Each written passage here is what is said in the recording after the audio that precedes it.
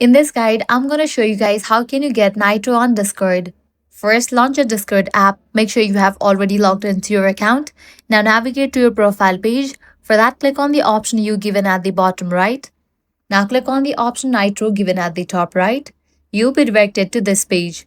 Here you will see different subscription plans available. Nitro, 9.99 per month. This includes 500 MB uploads, custom emojis everywhere, unlimited super reactions, SD video streaming, 2 server boost, custom profiles and more. Nitro Basic, $2.99 per month. This includes 50 MB uploads, custom emojis, and a special Nitro badge on your profile. Pick the plan that best fits your needs.